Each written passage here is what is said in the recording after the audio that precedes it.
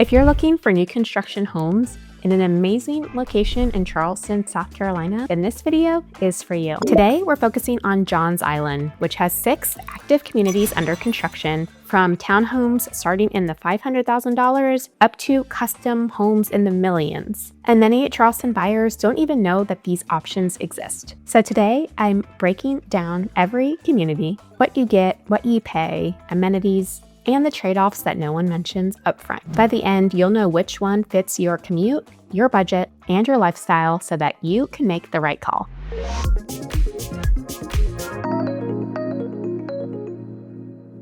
So first, let's talk about why you may want to consider Johns Island for your new construction home. This is something a lot of Charleston buyers might miss because they don't realize that you can still buy new construction on Johns Island from the $500,000 price point. Now, that's for townhomes. If you're looking for single family, that's going to bump you up to more like the $700,000 price point. So where is Johns Island exactly? Johns Island sits in Charleston County, about 10 miles southwest of downtown Charleston, most often coming in on Maybank Highway. About a third of the island has been annexed by the city of Charleston, while the rest is part of Charleston County. Right now, the Charleston metro area is adding a lot of new residents every single day, and it's growing way faster than the US average. Because of that, affordable new construction closer to downtown is scarce. Johns Island is one of the last places where you can be perfectly positioned in the middle of both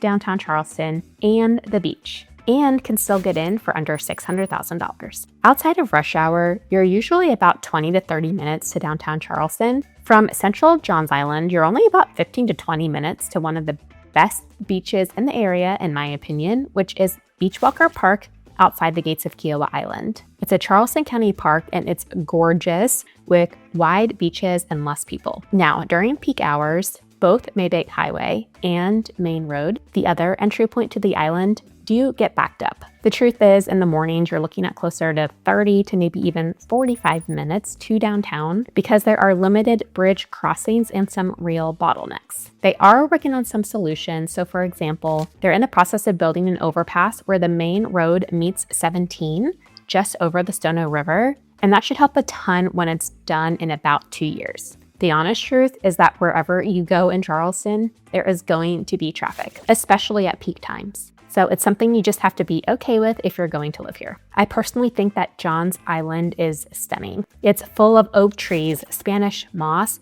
and that rustic charm that is impossible to replicate. If you care more about space and being closer to the beach than somewhere like North Charleston, Somerville, or West Ashley, then this location could be a great fit for you. If you work from home or if you're retired and so commute time isn't a big deal, then Johns Island works really well. Now, let's talk about the trade-offs before we get into the specific new construction communities. The biggest complaint is traffic, which we already talked about. Like most Charleston suburbs, Johns Island is a place where you're getting in the car to go just about anywhere. Some neighborhoods here are on septic instead of on sewer, which means just a little bit more upkeep over time. The overall vibe of Johns Island is still a little bit more rural. There are still farms, equestrian properties, and land that has been in families for generations. However, over the last 10 years, there's been a lot of development, and now there are some really great restaurants, coffee shops, and local businesses on Johns Island. There's even a new Lowe's grocery food store opening up soon, which is going to be a game changer for residents. Johns Island prices have been moving up. One of the big pros is that you can still get a new house for less money compared to James Island or Mount Pleasant.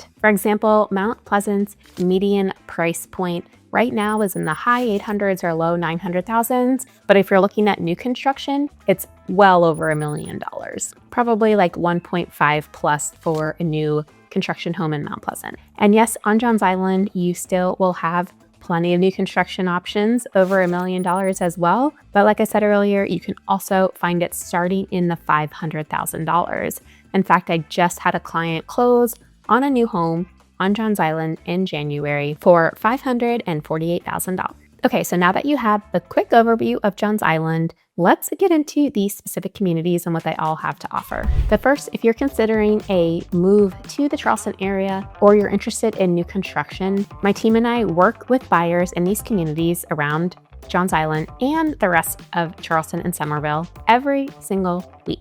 We know which builders have the best incentives right now, things to look out for in new construction, and how to best represent you as a buyer with these builders. Our contact information is in the description below, or you can go to our website and fill out our discovery form and schedule a call so that we can get to know you and your needs and share how we can help. All right, so in this video, I'm going to share the 6 different new construction communities from the most affordable to the most expensive. Number 1 is called Indigo Grove by Stanley Martin. If you're looking for the most affordable way to get brand new construction in Charleston County right now, this is it. Indigo Grove is the first community you see when you come over the Maybank Highway Bridge. It's just a hop, skip, and a jump over to James Island and Riverland Terrace, one of the most sought-after James Island locations with lots of restaurants and bars, live music, and a movie theater.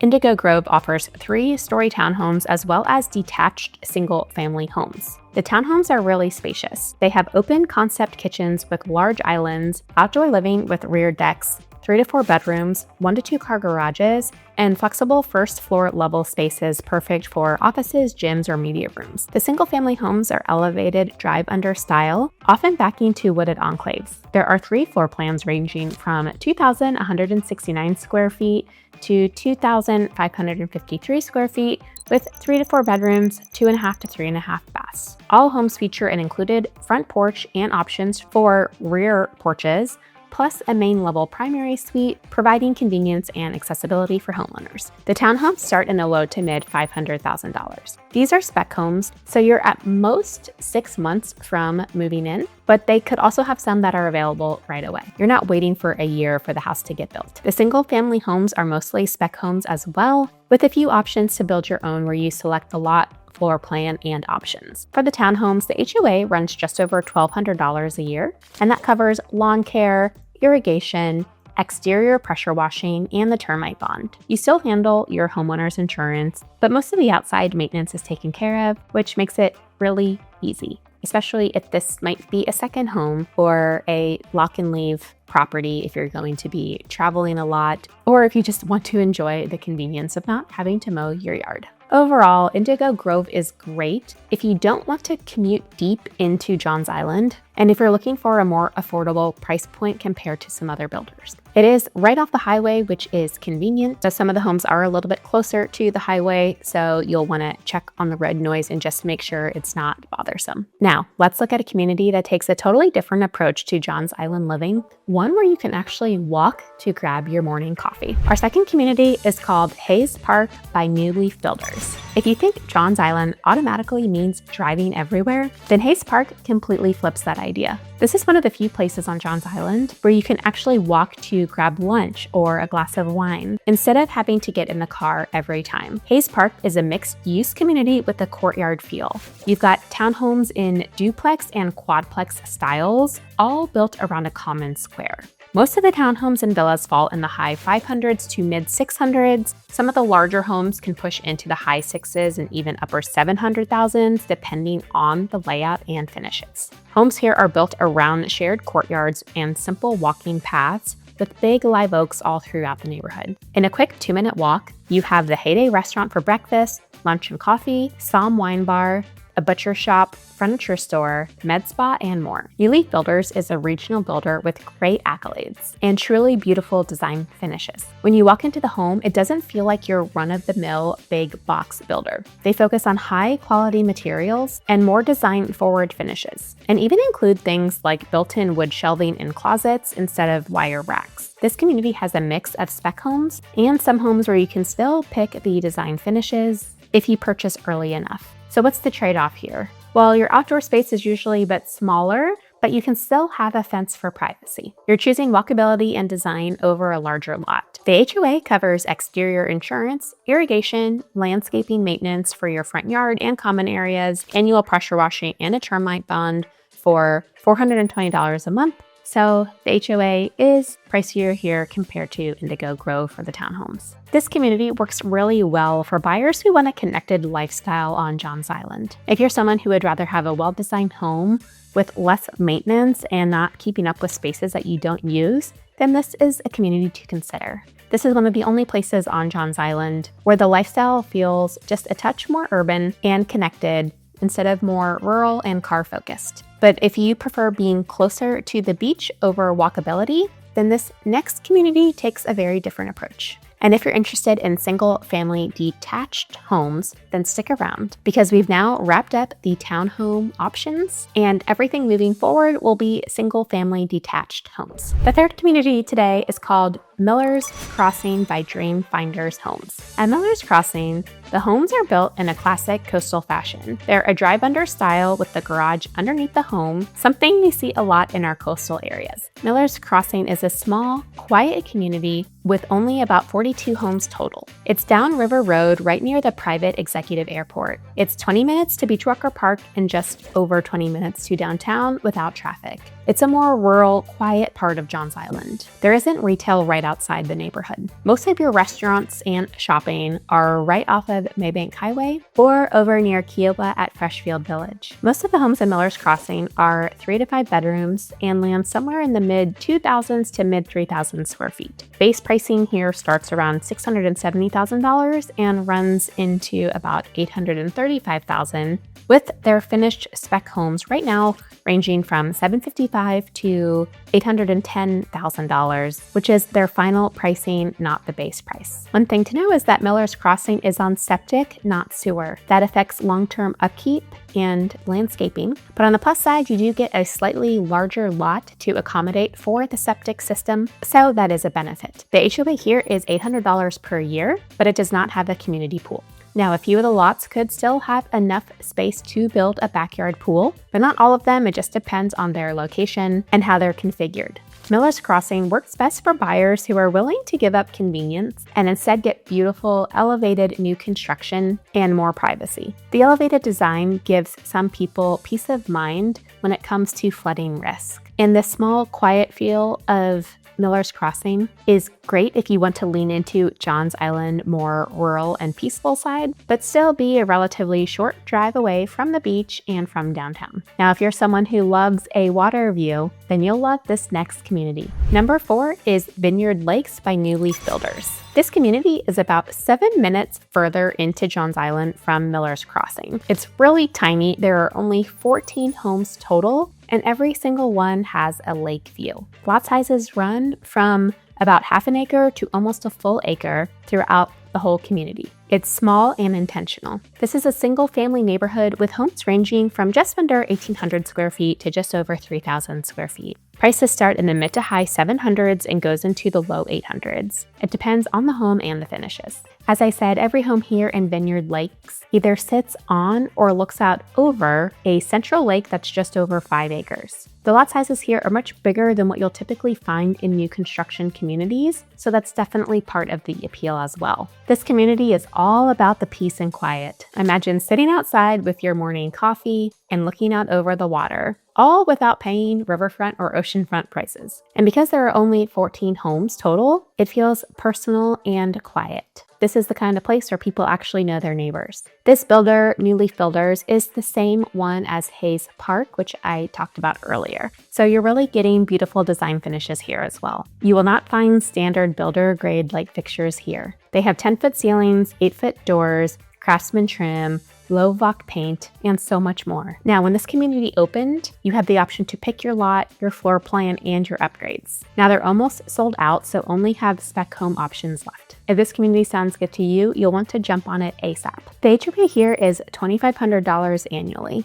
And there is no community pool. The downside of smaller neighborhoods is that the HOA is usually higher because you have less people as a base paying into it. Now, if you're thinking you want a true waterfront home with marsh views, just know the price jumps pretty significantly from here, which we'll see now. The 5th community on our list today is called the Preserve at Penny Creek by Brightwater Homes. Once you're in this $1.5 to $2 million price range, you're in a premium tier. This is where you're getting stunning marsh and river views, looking out towards the Ravenel Bridge in the very far distance, and where you're getting a builder who customizes pretty much everything. The homes here are set along the water and marsh. These have views up the creek and in some spots straight out towards the bridge and wide open marshland. Brightwater Homes is very high end, and actually a custom-focused builder, so you're not picking from a short menu of options. You're really personalizing the layout, the finishes, and how the home sits on the lot, all with that classic low country look. They can do everything from vaulted ceilings to an elevator to thermador appliances to thousands of other things that you can't get with other builders.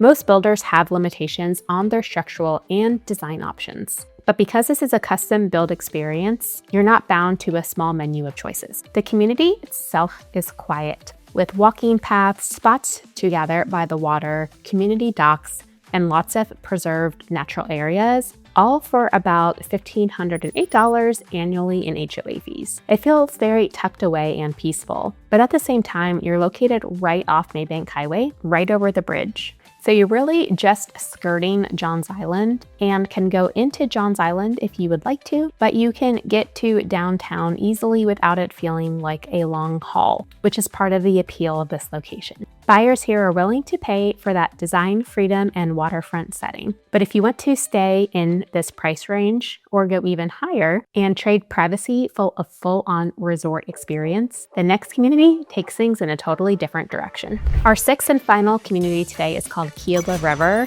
and there are a variety of builders here, not just one. Kiawah River is just down the road from Kiawah Island and a few minutes from Freshfield Village, with all of your conveniences like restaurants and a Harris Teeter. And trust me when I say that this community is on a completely different level. We're talking about 2,000 acres with miles of shoreline, different custom home builders, and even a working farm with a goatery. Yes, you can get your small batch, regenerative, handcrafted goat cheese and do goat yoga right in your own neighborhood. But really, Kiawah River is more than a neighborhood. It feels like a tucked away resort that also happens to have incredible homes and a really close-knit community feel. Kiawah River gets its name because it's a waterfront community built along the Kiawah River. You'll see custom and semi-custom homes, cottages, and home sites all offered by different high-end builders. There are 16 builders who are part of this project. Their Builders Guild is a referral roster of builders who understand the Sea Island aesthetic and are committed to Kiawah River's community ideals for quality, sustainability, and green building practices. Members are chosen for their innovative accomplishments in coastal architecture and quality construction, sustainability, and green building practices. Pricing usually starts around $1.5 million and goes all the way up to nearly $5 million. You get a lot more variety here because there isn't just one builder. So you get different home styles, different lot options, and more flexibility in how your home looks and feels. Amenities are a big part of what you're paying for here. You've got a 9,000 square foot spring house, swim and fitness center with a junior Olympic sized pool and leisure pool, a hot tub, children's areas, a full service kitchen and shaded bar with poolside dining, saunas and steam rooms, and programming that caters to a variety of preferences for health, fitness, and recreation. Kiawah River has 20 miles of walking trails, a community dock and boat ramp, 6 pickleball courts, a hard surface tennis court, a multi-purpose athletic field, 2 dog parks, a playground, a community garden, and a working farm that's built into daily life here. This community is built around outdoor living and that farm-to-table lifestyle, and it really doesn't feel like a typical subdivision at all. For all of these extensive amenities, you'll pay about $4,565 annually in HOA fees. Finally, Kiawah River is home to the Dunlin, a luxury riverside hotel and resort. It's meant to serve both as a destination stay and as an introduction to the community's lifestyle. The property has 72 cottage-style guest rooms and suites with a low-country marshfront feel. It hasn't been open long, but it's already been rated the #1 resort in South Carolina by Travel and Leisure. Now, here's something important to know. The process here looks a little bit different than it does in all the other communities that we've talked about. Home builds at Kiawah River are handled by their on-site sales team or preferred partners. But my team and I can still help you decide if this community is potentially the right fit, walk you through some options, and get you connected with the right people. So just keep this in mind if you are interested in Kiawah River. So now that you've gotten an introduction to all of these communities, let me cut through the noise and tell you which one may actually make the most sense for what you want. You've got 6 communities and 6 different price ranges. So here's how this shakes out depending on what you care about most. Budget-wise, Indigo Grove and the new Retz Cove is the winner. Those townhomes in the $400,000 and low to mid $500,000 price range is hard to beat. You're getting new construction, amenities, and some potential incentives from the builder and their preferred lender. When walkability is the priority, it's Hayes Park, no contest. You can walk to coffee, a couple of restaurants, and some local businesses. It's mixed use, built around courtyards, and just feels more connected than anywhere else here. For beach access, while still keeping the price under $900,000, Miller's Crossing and Vineyard Lakes both stand out. Both aren't far from Beachwalker Park, about 15 to 20 minutes. But if customization and water views are what you want, Penny's Creek and Kiawah River give you the most flexibility with true custom home options and incredible water views. If you love high-end amenities while also being close to nature, then Kiawah River definitely takes the cake. On the whole, Johns Island still gives you new construction options at prices you just typically don't see in the rest of Charleston County.